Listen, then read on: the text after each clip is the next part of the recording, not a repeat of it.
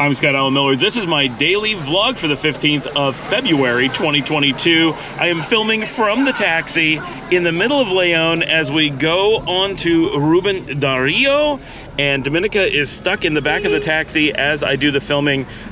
We have a very exciting day today. Yesterday, I alluded to something big happening. For the last 11 months, we've been operating our hotel and restaurant in Las Penitas, Nicaragua. And from day one, we wanted to expand to the south into the space next to us. And we've been trying to get that, but they had no interest in selling it to us or renting it to us or letting us use it or whatever. But our manager has been working on that this entire time, and yesterday morning they kind of said they were willing to talk and they kicked around some numbers, but they did it through like a third party. And then late last night she finally got into contact with the owners. We negotiated in a matter of 5 minutes, and by negotiated I mean we gave them what they wanted, and we now have a second property doubling the size of our hotel and restaurant. We're just renting, we don't own it, but we have a long-term lease, and we are really excited. So we left León. We have never seen the space except for from the outside and like looking in the door just a little bit. Even after 11 months, we have a really poor idea of what it's like in there. We get most of our visibility of it from looking over our railing into their space from the hotel as it is. So we grabbed a taxi first thing in the morning. We left the kids and the dogs and even Paul back at the house. Paul's gonna join us later on his scooter. We are headed to the beach because we're taking possession of it this morning. So we're on our way to go in and film and take pictures and everything and get an idea of what the space is actually like, because now it is a mad rush to get the place open, because as you know, we're already paying for it. Now we're in a position of needing to actually make it make sense that we just got this. So we have to figure out what we're going to do for tables. We're planning on, it's not a hotel, it's just a restaurant and bar space. So we have to figure out the bar, the tables, the seating, what the beach is like, the access, and we get parking. So it's a really big deal for that, and a lot more visibility out on the street. So fingers crossed that it was a good idea, but we're really excited about it. This is our first expansion that we've done in the last year, like the first solid. This is gonna be open in a matter of days. Yvonne is gone for the weekend, so we're going to see it without her. She's not even around now. So we're just gonna get a feel for what we have and go from there. Very excited, really big news. Yeah, let's do this.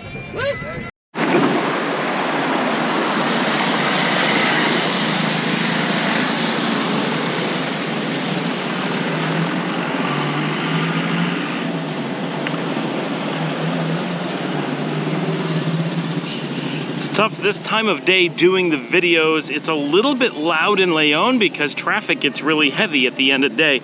It's about 5:30, which is a gorgeous time to be out walking, although I am going down the cobblestones, and that is a little bit rough because it's a steep incline and it's really easy to slip and fall on these. But today we did the walkthrough of the new space. Boy, are we excited. We looked and it looks like there's going to be as much as, that's a pretty ambitious number, but as many as 120 people could be seated inside the space that we have. Of course, most of that's inside, but quite a bit of it, at least a third, is out on the beach. So it's not like one huge building. It's quite a reasonably sized space. And if you watch the walkthrough portion, you see it's really just a big open room. We're not talking about a structure that has a lot of stuff going on.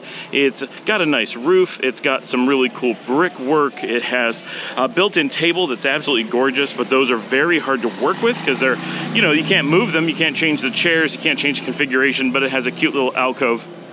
And it has a lot of beach access, and that's a really big deal for us. The majority of our customers want to sit out on the beach, and I think where it's very unlikely that we're going to end up with a lot of people sitting inside unless we come up with some way to attract people during the evening hours after the sun has gone down, which of course we're hoping that we will be able to. That would be great. Our current indoor seating situation is actually quite poor. We have a tiny bit of upstairs seating, enough for 4, maybe 6 people. People could eat in their rooms, but they're small rooms and they're not really set up for people to eat in them, so that's not popular. The beach is really our draw with the sunset views. They're fantastic, you can't beat them, and we're pretty much the only place that has them like we do, going down some really crazy cobblestones again for a moment, so just so I don't die, I'll pay attention to those. And so that's our draw. Inside, we have a couple of tables, like cafe tables against one side. We have 1 or 2 real tables that you can sit at, but one of them is the one that we use all the time, so if it's going to be available, we can't be there, which is fine. And then it's just small tables beyond that, and we have some rocking chairs that are mostly just for Yvonne to sit in and watch over the place. None of the customers really use them unless someone's just sitting there waiting for a to-go order or something like that. So the chances that we're gonna have more than, say, 10 people sitting inside at the restaurant at any given time is very low. And quite honestly, our inside space is not very inviting.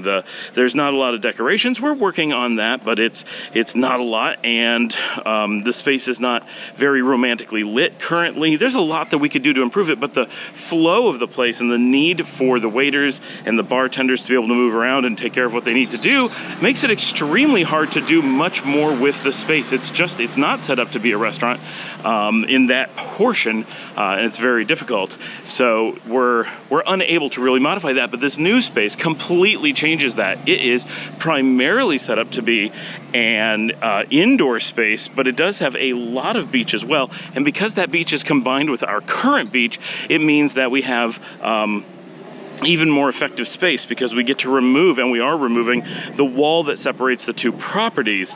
So instead of it being a space that can hold, say, 20 tables and another space that can hold 20 tables, when we take out the wall that divides them, it's more than the direct combination of the two current capacities, because of all that more usable space directly in the middle. So that is really a big deal. There's actually a sidewalk here, so I'm going to stop walking in the road because it's safe to go over to the side.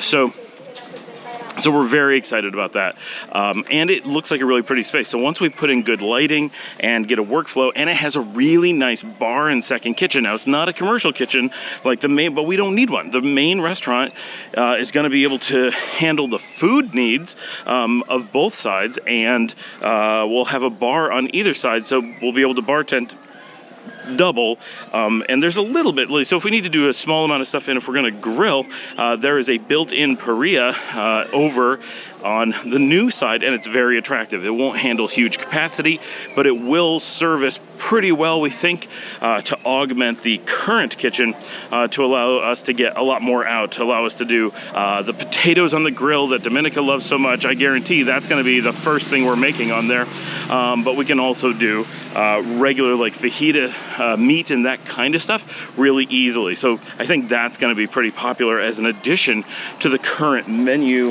and selection. This is kind of a hard path I chose to walk today. I have to at every step watch my feet because it's just really easy to trip, and a lot of people out watching me today. So the walkthrough went well. We're very happy. We're crazy excited. Yvonne wasn't around today to do the walkthrough with us, but Alan stopped by and did the walkthrough. And then we hung out at the hotel for a little while before returning back to Leon, and spent the rest of the day just hanging out in Leon. Regular work. I was working with customers most of the day. The kids hung out and did their own thing in their rooms, playing with the cat, doing Legos. Luciana yesterday did her relatively new Lego Harry Potter, I believe it's Ravenclaw. It's like a specialty Lego set for Ravenclaw. She collects them from each of the houses, and they fold up into a book. It's kind of cool. It's a neat collector's item for the Harry Potter stuff. I am down on the bridge really near my house. I'm just going to spin around a little bit because it's a really cool spot. You have seen videos of me on a similar bridge. They do relatively similar construction on the different streets, but I'm a few streets over from the one that I did previously. And this, I'm gonna spin back around again, sorry for the spinning.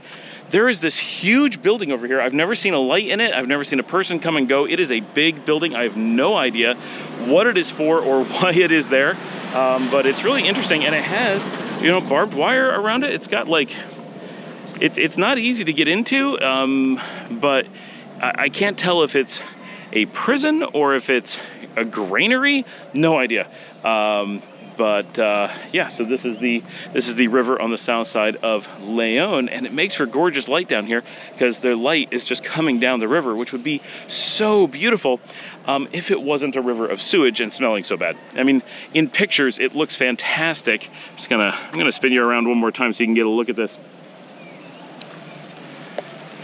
It really is nice. I wish that it was clean and something that you could really come and enjoy, because looking at it, it's fantastic. The way that the light comes through the trees, the deep foliage along the river, the slowly meandering river through the south side of the city. It's great. It could be so nice, but getting things cleaned up is hard. It's a big challenge because of poverty and existing infrastructure and just the way that life is normally lived, right? There isn't the mechanisms for dealing with all the waste currently, and so you have to deal with all of that before you deal with any of it, pretty much, which is just a huge challenge, but something that I think Nicaragua and a lot of the countries here need to start tackling soon, because now that they have some of the best roads and decent health care and really amazing internet, these are the things that are going to be holding them back the most as they move forward, and are the biggest opportunities. Plan tonight, I think we're just going to hang out. I'm going to be doing a bit of video work because I have to kind of do it in spurts when I have access to the computer and a chance to upload. Might watch a movie with Liesl. It's been a few days since we did one of her classic movies for her cinema stuff. Luciana will probably do her thing. She normally does artwork in the evenings, and we haven't decided on what we want to do for dinner yet. And the evening, as always, is still kind of up in the air, but we will not be doing trivia like last night. That's only once a week. I'll see everybody tomorrow.